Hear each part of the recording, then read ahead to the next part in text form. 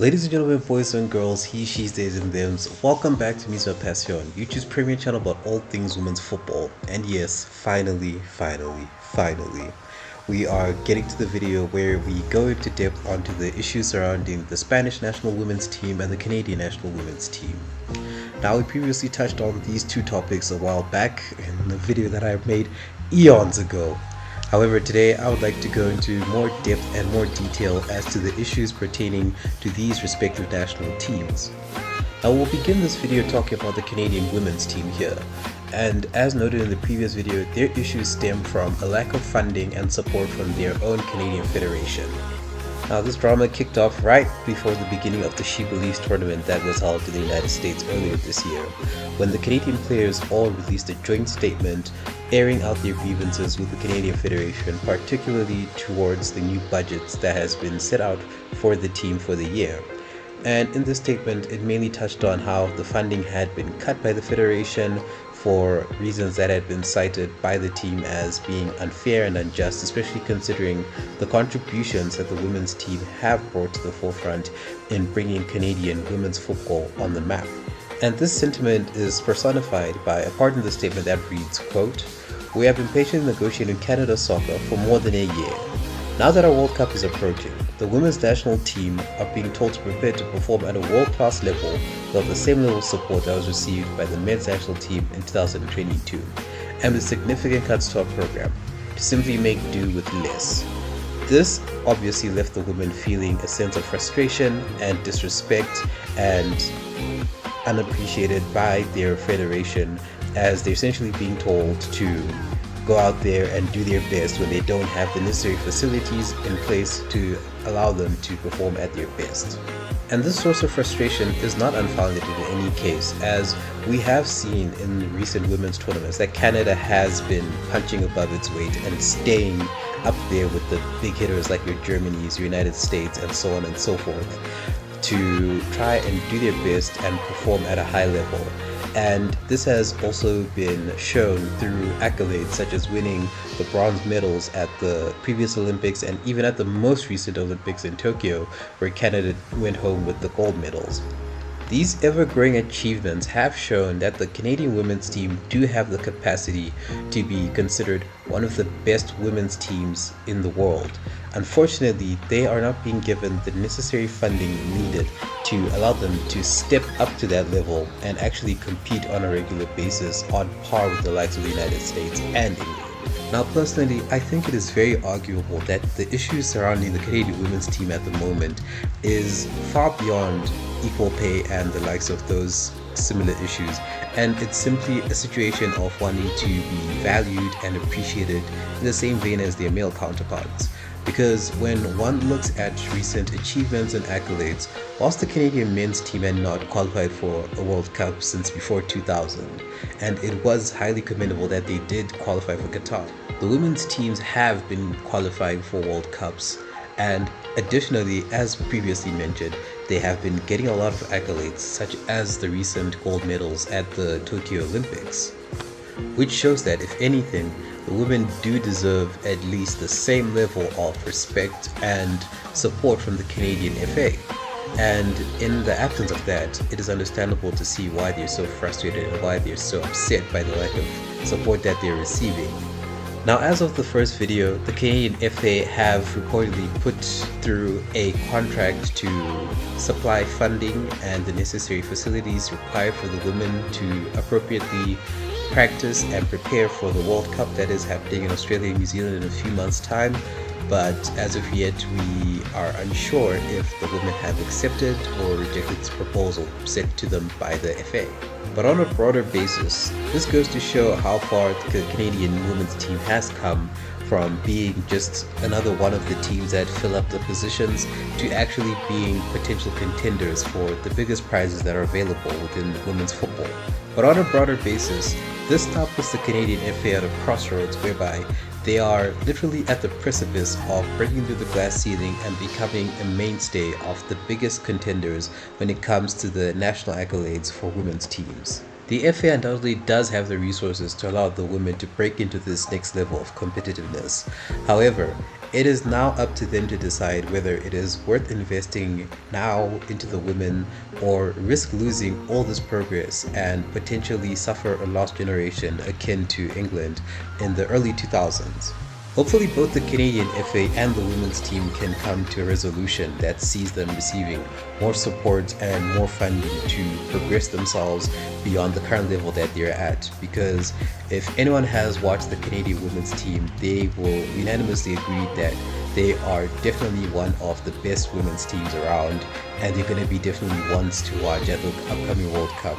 And hopefully their performances are good enough to definitely guarantee without a shadow of a doubt that they are indeed deserving and worthy of all the support that they require and that they need in order to progress themselves into the next level within the women's game.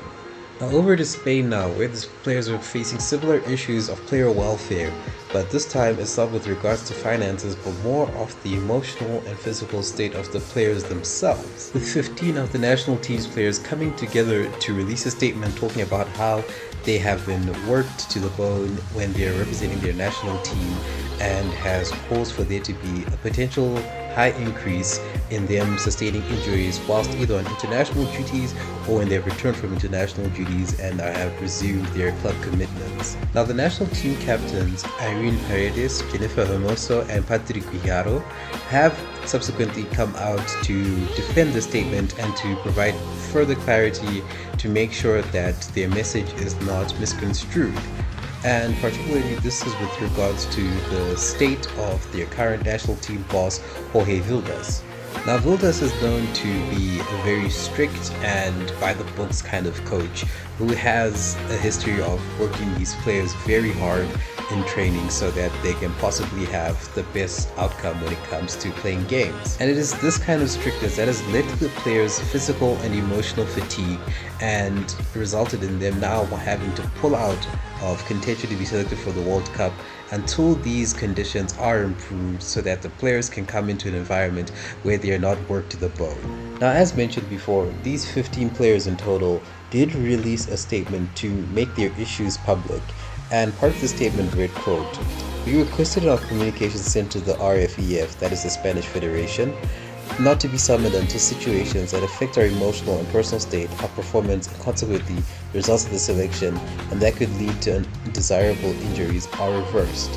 Now, this is obviously pertaining about the training conditions that the players currently experience under the reign of Vildas. And to provide extra clarity, the captains, as mentioned before, came out to address the sentiments that had been garnered as a result of them releasing the statement, as they clarified that what they were looking for was simply a change within the internal aspects of their training regime when they are called up to the national team.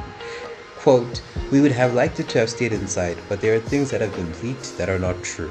There are times when things have to be said, even if it is not pleasant for them to change. We are defending our team. We transmit a message of general discomfort. Each one is consistent in what she does. When the player enters the field of play, nothing else is thought of." And currently, as the World Cup comes closer and closer, during the international breaks, especially the most recent one, none of these 15 players were called up to represent their national team.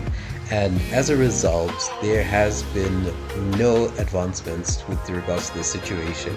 However, the Spanish FA and Jorge Vilda, they have both come out with a response with regards to what has been said by the player. The Spanish FA themselves released a very lengthy statement with some of the key points that it brought up were that, quote, "The RFEF is not going to allow the players to question the continuity of the national coach and his coaching staff, since making those decisions does not fall within their powers. The Federation will not admit any type of pressure from any player on adopting sports measures.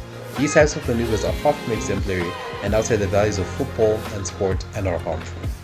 In accordance with current Spanish legislation, not attending a national team call is classified as a very serious infraction and can carry sanctions of between 2 and 5 years of disqualification. The RFEF, contrary to the way these players act, wants to make it clear that it will not take them to this extreme or pressure them. Directly, it will not summon the soccer players who do not want to wear the Spain shirt. The Federation will only have committed footballers even if they have to play with them." And on the other side, Hilda came out saying that, quote, "I don't wish for anybody to go through what I am going through these days. I am deeply hurt. It's an unfair situation that nobody deserves. I think it's a ridicule on a global scale. This mess is hurting Spanish football. It's a worldwide embarrassment. My solution is this list. I don't see for now another solution. I have to call up the players who want to be 100%.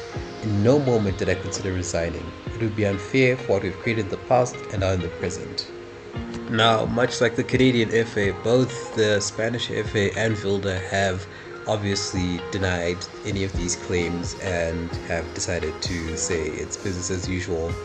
And also, unlike the Canadian FA, there have been no reports of there being some sort of consensus or interim agreement being agreed upon or being presented to these players to try and make them aware that these situations or accusations that they have brought forward are being at the very least looked into or being investigated by the Spanish FA, and rather they have been told to either sit at home or just don't bother at all with the national team. And it's a shame really, because this is definitely an institutional problem by the looks of it, as when a player, or in this case a group of players, particularly literally a starting 11 and 4 substitutes, come forward and stake these claims of saying the kind of training regime and the current conditions of the training camps, they are negatively impacting their physical and emotional well-being.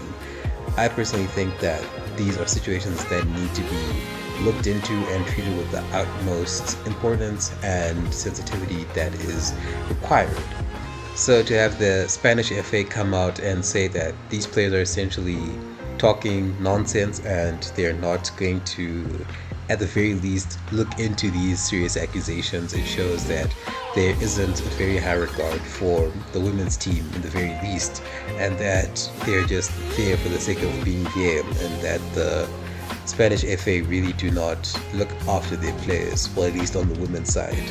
Hopefully this state of indifference by the Spanish Federation does change, especially as we are a few months away from the World Cup, and that these accusations brought forward by these players are dealt with the most adequate care and precaution that's required, so that they are able to compete in the best possible conditions and environment possible.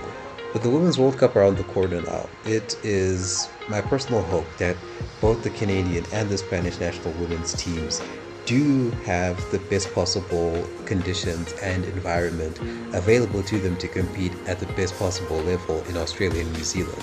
The issues that both teams are experiencing would undoubtedly never be heard of within the men's side. But the fact that it's happening within the women's side shows that there's still a lot of progress that needs to be made to ensure that there is an equal and equitable opportunity for the women as much as the men to have the best possible resources to allow them to perform at the best possible level and to feel comforted and catered for by their respective federations. That's going to be it for today's video. Thank you very much for watching. Please like, share, and subscribe. And I'll see you next time in the next video as we ramp up ever closer and closer to the Women's World Cup. Thank you very much for watching.